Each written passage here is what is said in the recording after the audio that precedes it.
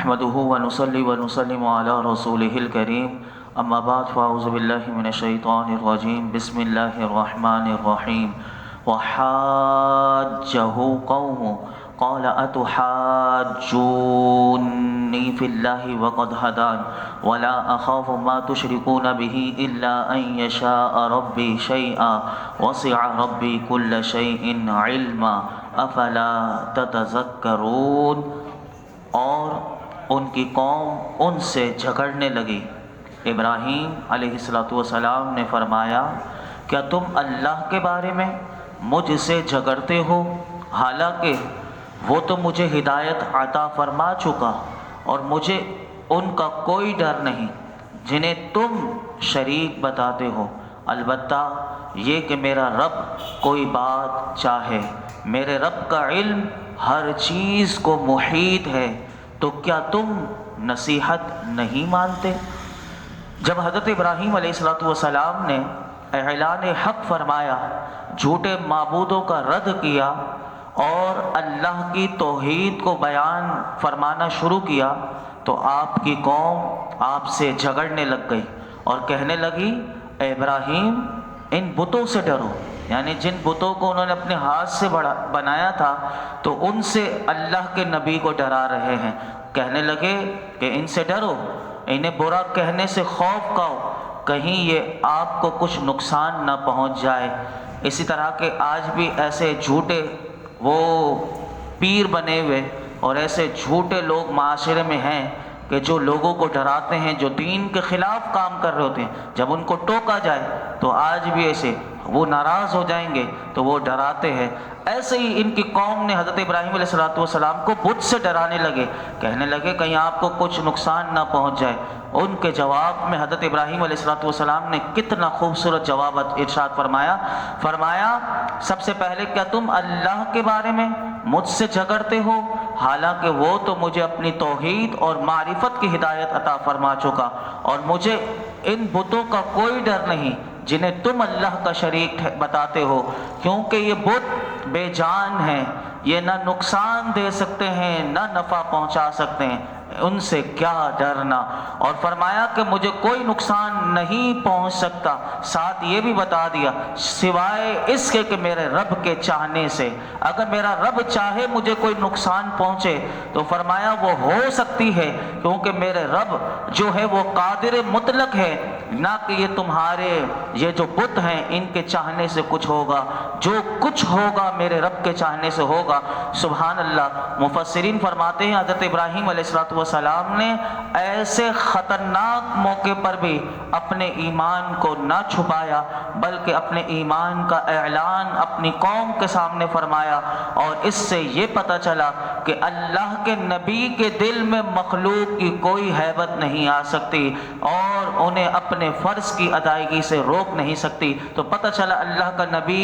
کتنا بہادر ہوتا ہے اور کتنا اللہ انہیں شجاعت اور طاقت عطا فرماتا ہے کہ وہ اعلان حق فرماتے ہیں اور کوئی کسی قوم سے کسی شخص سے نہیں ڈرتے۔ آگے اللہ رب العالمین نے ارشاد فرمایا، وَكَيْفَ أَخَافُ مَا أَشْرَكْتُمْ وَلَا تَخَافُونَ أَنَّكُمْ أَشْرَكْتُمْ بِاللَّهِ مَا لَمْ يُنَزِّلْ بِهِ عَلَيْكُمْ سُلْطَانًا فَأَيُّ الْفَرِيقَيْنِ أَحَقُّ بِالْأَمْنِ إِن كُنتُمْ تَعْلَمُونَ۔ اور میں تمہارے شریکوں سے کیوں ڈروں، اور تم اس بات سے نہیں ڈرتے کہ تم نے اللہ کا شریک اس کو ٹھہرایا جس کی کوئی دلیل اللہ نے تم پر نہیں اتاری؟ تو دونوں گروہوں میں امان کا زیادہ حقدار کون ہے اگر تم جانتے ہو؟ حضرت ابراہیم علیہ السلام نے مزید اپنی قوم کے لوگوں کو فرمایا کہ میں تمہارے شریکوں سے کیوں ڈروں، یہ بے جان جمادات بالکل عاجز بے بس ہیں، مجھے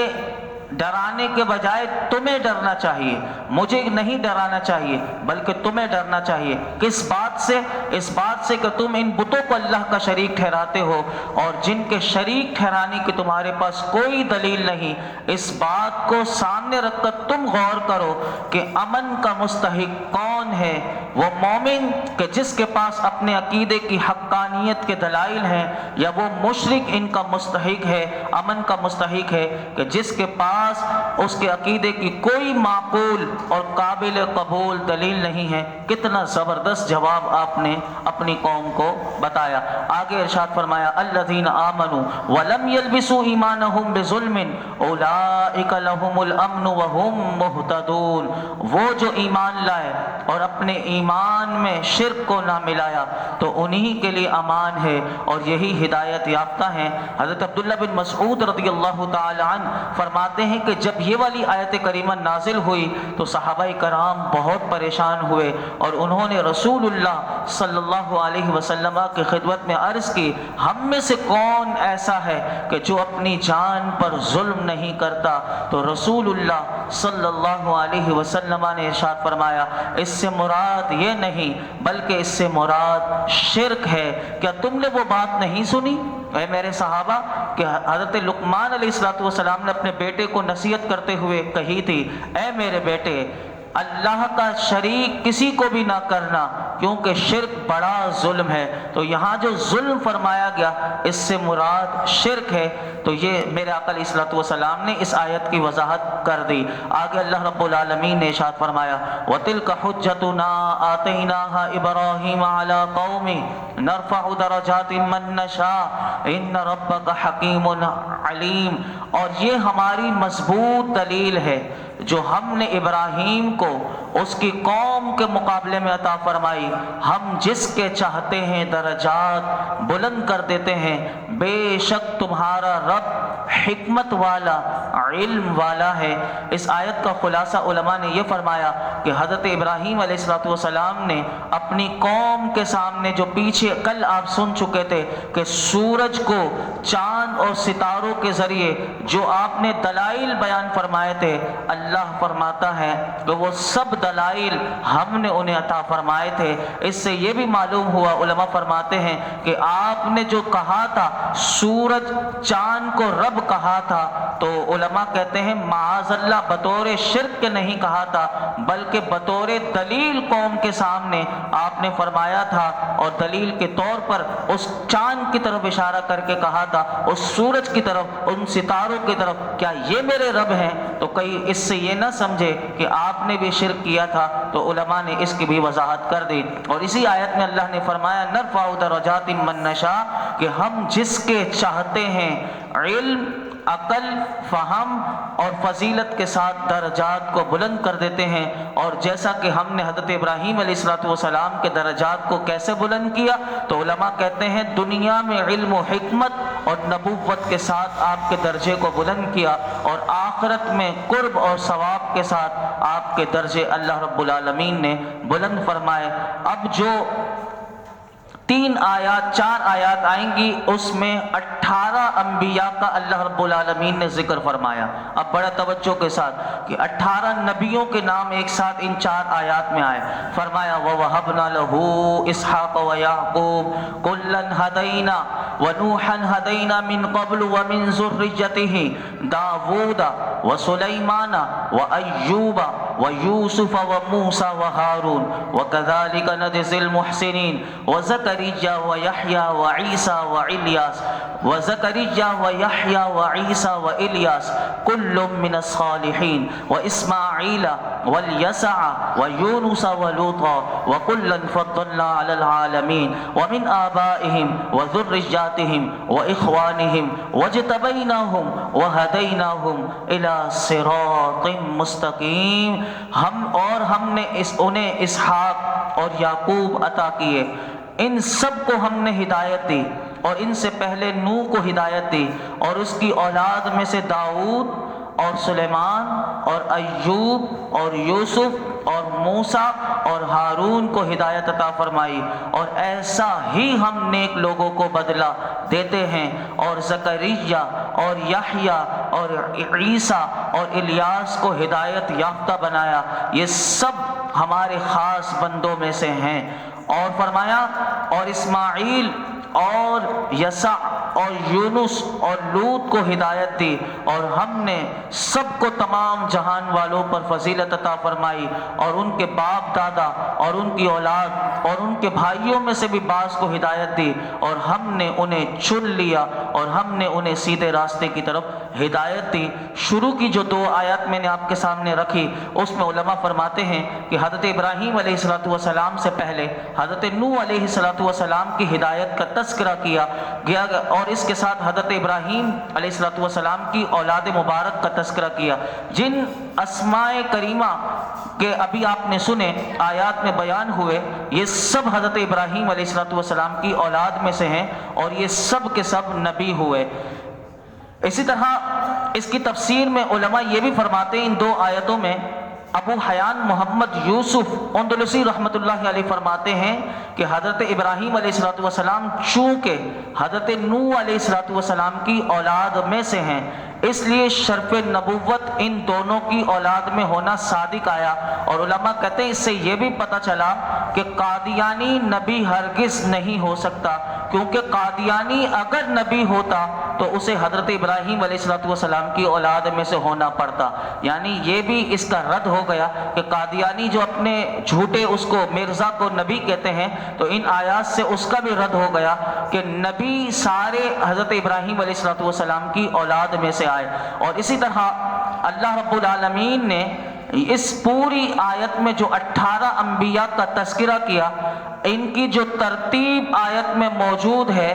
تو اس میں ایک عجیب باریکی ہے، جو آپ نے تو صرف ترجمہ سن لیا، لیکن قربان جائیں ہمارے علماء کرام کی زندگیوں کو کہ ان کو سلام ہے کہ انہوں نے کیسی باریکیاں نکال کر دی۔ اب وہ باریکی سنیے گا، آپ نے تو صرف ترجمہ سنا بھی، اب وہ باریکی میں آپ کے سامنے رکھتا ہوں کہ قرآن کتنی خوبصورتی کے ساتھ اللہ نے نازل کیا، اور اس میں وہ باریکی کیا تھی وہ سنیے۔ وہ باریکی یہ ہے کہ اللہ رب العالمین نے انبیاء کی ہر جماعت کو ایک خاص طرح کی کرامت اور فضیلت کے ساتھ ممتاز فرمایا۔ کیسے فرمایا؟ کہ جیسے حضرت نوح، حضرت ابراہیم، حضرت اسحاق اور یعقوب علیہ السلام کا اللہ نے پہلے ذکر کیا، کیونکہ یہ انبیاء کے اصول ہیں، یعنی یہ سارے نبیوں کی اصل ہیں، ان کے بعد ان کی اولادیں چلی ہیں، تو اللہ نے سب سے پہلے انہی کا نام ذکر کیا۔ فرمایا کہ اس کے بعد ان کی اولاد میں بکثرت انبیاء علیہ السلام ہوئے کہ جن کے نسب انہی کی طرف رجوع کرتے ہیں۔ پھر نبوت کے بعد، اب یہ نبوت بھی ملی، ان کے بعد کیا اللہ نے ترتیب رکھی ان آیات میں؟ فرمایا عظیم مقامات اور مراتب میں سے ملک، اختیار، سلطنت اور اقتدار ہے۔ اللہ رب العالمین نے حضرت داؤد، حضرت سلیمان کو اس کا بہت بڑا حصہ عطا فرمایا، اور اس شعبے کا زیادہ تعلق مقام شکر سے ہے۔ تو پہلے داؤد علیہ السلام کو کیونکہ اللہ نے نبوت بھی دی، بادشاہت بھی دی، سلطنت بھی دی، اختیار بھی دیا، اور ان کے بیٹے کو بھی دیا۔ اس کے بعد یہ مل تو گیا، لیکن اس ملنے کے بعد اس میں مقام شکر کے مقام پر کون فائز؟ تو فوراً اس کے بعد حضرت ایوب علیہ السلام کا تذکرہ ہے، کیونکہ مقام مراتب رفیع، یہ بلند مراتب میں سے مصیبت اور بلا پر صابر رہنا بھی ہے، اور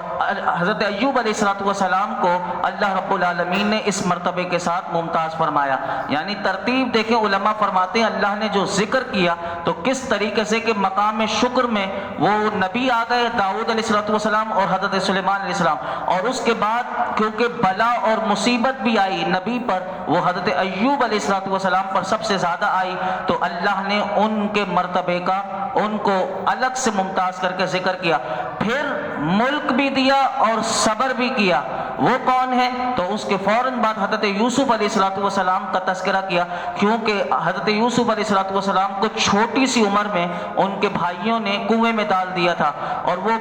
ان کو غلام بنا کر وہ بیچے گئے، اور پھر مصر میں پہنچے، مصر میں خریدے گئے، پھر مصر کی بادشاہت اللہ نے عطا کی۔ تو وہ اللہ رب العالمین نے کہ ان پر جو آزمائش آئی اس پر انہوں نے صبر بھی کیا، اللہ نے ان کے صبر اور ان کو جو ملک عطا کیا، تو اس کو حضرت یوسف علیہ السلام کو اللہ نے عطا کیا، تو یہ اس میں ذکر کیا۔ اور اس کے بعد پھر اللہ رب العالمین نے حضرت موسیٰ اور حضرت ہارون علیہ السلام کا تذکرہ کیا، کیونکہ معجزات کی کثرت اور دلائل و برہائن کی قوت بھی مراتب معتبرہ میں سے ہے، تو اللہ رب العالمین نے حضرت ہارون اور حضرت موسیٰ علیہ السلام کو یہ دونوں کو عطا فرمائے، تو اس کے ساتھ ان کو مشرف کیا۔ اور زہد اور ترک دنیا میں جن کا مقام بہت بڑا بلند ہے، وہ حضرت زکریا، حضرت یحییٰ، حضرت عیسیٰ اور حضرت الیاس، ان چاروں کا ایک ساتھ اللہ رب العالمین نے نام لے کر ان کو مخصوص فرمایا، اور فرمایا ان حضرات کے بعد اللہ رب العالمین نے ان کے کوئی پیروکار باقی نہ رکھے اور ان کی شریعت بھی باقی نہ رہی، یعنی حضرت اسماعیل، حضرت یسع، حضرت یونس علیہ السلام اور حضرت لوط علیہ السلام، یہ پورا ایک قرآن نے ان کے مراتب کو بیان کیا کہ کس کے پیروکار باقی بھی نہ رہے، اور اسی طرح اللہ نے ان کا ذکر کیا۔ اب میں آپ کے سامنے اس کا ترجمہ رکھ کے اپنی گفتگو مکمل کرتا ہوں، دوبارہ اس کا ترجمہ سنیے گا۔ فرمایا کہ ہم نے انہیں اسحاق اور یعقوب عطا کیے، اور ان سب کو ہم نے ہدایت دی، اور ان سے پہلے نوح کو ہدایت دی، اور اس کی اولاد میں سے داؤد اور سلیمان اور ایوب اور یوسف اور موسیٰ اور ہارون کو ہدایت عطا فرمائی، اور ایسا ہی ہم نیک لوگوں کو بدلہ دیتے ہیں، اور زکریا اور یحییٰ اور عیسیٰ اور الیاس کو ہدایت یافتہ بنایا، یہ سب ہمارے خاص بندوں میں سے ہیں۔ اور فرمایا اور اسماعیل اور یسع اور یونس اور لوط، اور فرمایا کہ ان کو ہدایت دی، اور ہم نے سب کو، یعنی ان تمام 18 نبیوں کو اللہ نے ذکر کرنے کے بعد فرمایا کہ تمام جہان والوں پر فضیلت عطا فرمائی، اور ان کے باپ دادا اور ان کی اولاد اور ان کی بھائیوں میں سے بھی بعض کو اللہ نے ہدایت دی، اور ہم نے انہیں چن لیا اور ہم نے انہیں سیدھے راستے کی طرف ہدایت عطا فرمائی۔ تو اس سے علماء کہتے ہیں اس شان سے انبیاء کرام کا ذکر فرمانے اور ان کی کرامتوں اور خصوصیتوں کی ایک عجیب باریکی ہمیں ان آیات میں نظر آتی ہے، اور اس آیت کا جو مکمل ہوتی ہے تو فرمایا کہ ہم نے سب کو تمام جہان والوں پر فضیلت عطا فرمائی، اور اس میں اللہ رب العالمین نے ان نبیوں کا یہ ذکر کر کے بتا دیا کہ یہ سارے انبیاء فرشتوں سے افضل ہیں، کیونکہ عالم جہان میں اللہ کے سوا تمام موجودات داخل ہیں اور اس میں فرشتے بھی داخل ہیں، تو اس سے علماء نے کہا کہ تمام جہان والوں پر ان نبیوں کو اللہ نے فضیلت دی، تو اس سے یہ بھی پتہ چلا کہ یہ سارے نبی فرشتوں سے بھی افضل ہیں۔ اللہ رب العالمین ہم سب کو قرآن حکیم کی جو باریکیاں ہیں اور اس میں غور و فکر کرنے اور قرآن حکیم کا اللہ ہمیں نور عطا فرمائے، اور اس کی برکتیں، رحمتیں، عزتیں، نعمتیں عطا فرمائے۔ الحمدللہ رب العالمین والصلاة والسلام علی سید الانبیاء والمرسلین وعلی آلہ واصحابہ اجمعین۔